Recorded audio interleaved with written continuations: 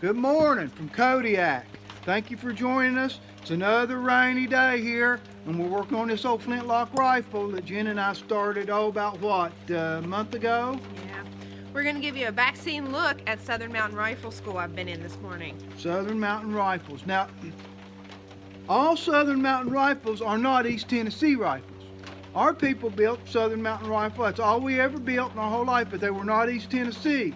They were very much a West Virginia or Virginia squirrel rifle, which is a very different looking rifle. Jenna and I are building an East Tennessee rifle. As a matter of fact, we were going to try to copy most of the attributes of Ambrose Lawing. But we got to looking, and Jenna liked some of the beans, right? I'm all about the beans. All about the bean. This kid's all about the bean. So what we did is we changed the pattern, and we made it an amalgam of a bean. It's like a Franken pattern. Franken pattern, yeah, Franken pattern. We made it a pattern using some of what we liked about the beans, some of what we liked about Lawing.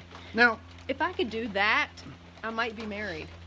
if you could do what? Take attributes like and Franken together, a spouse.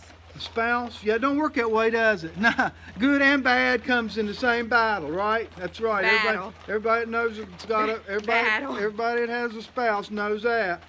Can't have only good, you gotta take the bad too. Except you. Except me, that's Mom right. may watch this. Except me. My wife's watching, it's all good. It's all good. Yeah. Now listen, what I want you to understand is you can't just start cutting on this wood and expect it to turn out. You got to know what you want it to look like, okay? Now, we've already got the barrel rifled. We rifled it ourselves on the old home jig. We're happy with the heart of this thing. But now we got to build the soul of this, which will be the stock, the wood. No, that's like poetic. I know, I'm the poet. This. I am, at heart, that's exactly who I am. I miss my calling. Now, A poet. the main thing about a rifle stock is it needs to fit you. Now, when you call up somebody and you tell them, I want a stock, and you're 5 foot 1 inches tall and weigh 400 pounds, a stock that you need is very different than a 6'5" guy who weighs 150 pounds.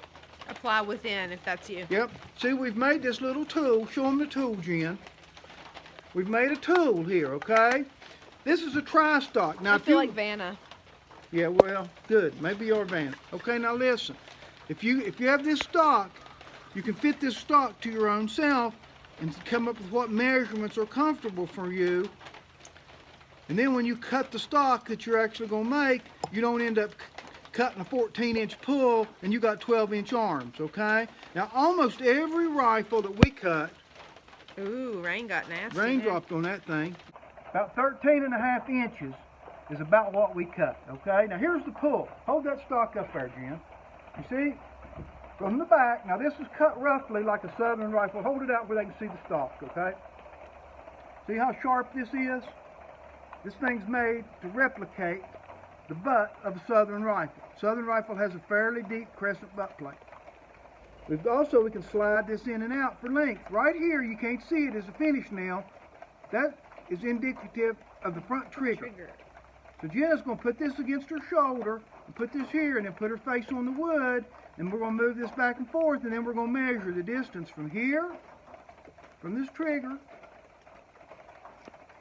to the deepest part of that cut. That's going to be the pull, and that's what we're going to keep, okay? So try it out there and see, get it fitted where you think you got it right, okay? See, that's the way it goes right there. That's a good fit. That's a good fit, so hand it to me. And using all my skills of thousands and hours of looking, I'm at the measuring tape on it right here, like that, and I measure up, and I'm about 13.5/8. That's about what it is. Now, another key component in a Southern rifle is the drop. Now, the drop is measured from the top of the barrel. Can we help you there? You hold this thing. This is the drop, okay? Right here. This is the drop on a rifle. Now, the drop has a lot to do with how handy the rifle is.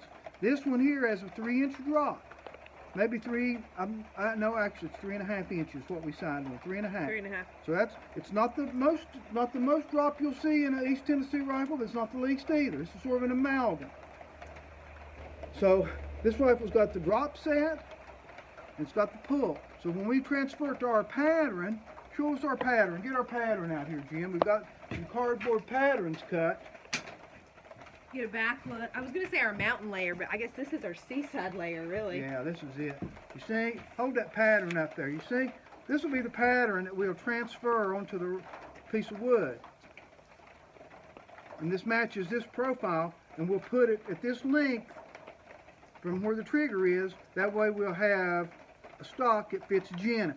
And actually, that 13 5/8 will fit almost every one of you out there. People always cut the stocks too long, and then when they go out to the woods with their big hunting coat, those muzzle loading's always in the winter, and they're trying to get they can't get this up under their coat, and they're just fiddling around. And the old buck runs off down the hill while your gun don't fit you, okay?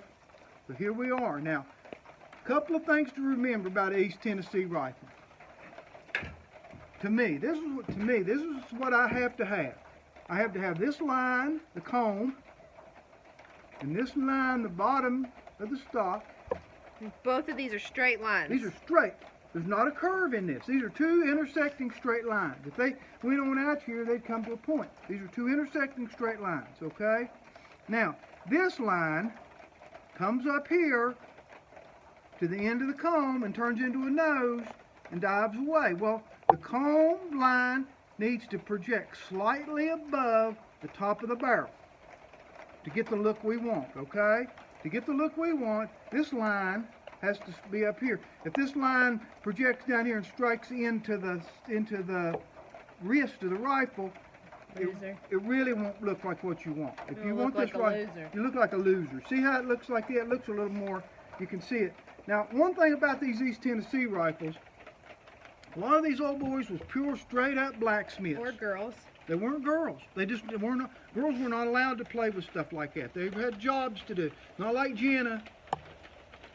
They had a real job to do. Okay. Now, when this comb comes to an end, it ends rather abruptly, because how they showed their skills, blacksmith, is they brought the breech plug tang all the way down the wrist. They turn and go up and come back down part of the comb. That takes a little bit of your ability to be really dainty in this nose. If it didn't do that, if your breech plug stopped back here somewhere, you could get kind of cutesy with this and have it come out and have a little molding around it or something. But if you're cutesy, but if you're going to come and go up over it, it takes a little bit of that. It takes a little bit of that away. But it's still so cool that that's what we're going to do. We're going to put our tang in and come up over the stock and back down here. So that's kind of what we're getting ready to replicate. Now you can see the toe projects out a little bit beyond the heel of the butt plate. It's not as extreme as some of Ambrose. Some of Ambrose, Jen, will come way out here, remember? You don't like that, though. Yeah, come way out here, you know. Looks more like a big crescent moon. A big crescent moon. Well, this is the middle of the road, okay? This is what we're going to make. So now we've got our pattern. We know our pull, what we're going to cut. We know our drop. We've got our patterns cut. We're going to transfer them to a piece of wood here next week, and we're going to start cutting. So thank you for being with us. And here we are, like Jen said, we're getting ready to go on down the road with this thing, right? I never actually thought I would use geometry, but I guess Miss Smith was right. Miss Smith was right, rest her soul, huh? I think she's still alive. Oh, yeah? I mean, I'm not that old. Excuse us, Miss Smith. Anyhow, that's what we're doing, right? Straight lines, crescent butt plate, line projects above the top of it, about 13 1/2, 13 5/8 pull. It's going to be Mac Daddy we're getting ready to do. Thanks for being with us. I feel like when you were telling me all that information, I didn't get words like dainty and cutesy, and it was a lot different. How was it different? It was like 3 octaves higher and just a lot different. Better? But harsher? Harsher. A little harsher? Harsher. Listen, we can't sugarcoat this for kids. We just can't. Jen wants it to be like that. Oh, honey, let me hold your hand. No. That is not true. The moment you act like that, I will think something bad is bad is happening. Let me hold this for you. No, you got to be able to go. You got to be able to do this stuff, because we ain't going to be around. Us old guys ain't going to be around all the time to hold your hand. My BBF. Your BBFs has got to be ready. You got to be ready to grab the wheel. So Jenna's getting ready to grab the wheel here. She's going to saw this thing out. I mean, how wrong can it get, right? How bad can it get? Have a good day. We'll see you Happy, next what day time. even is it? Saturday. Happy Saturday. That's right. We'll see you next time.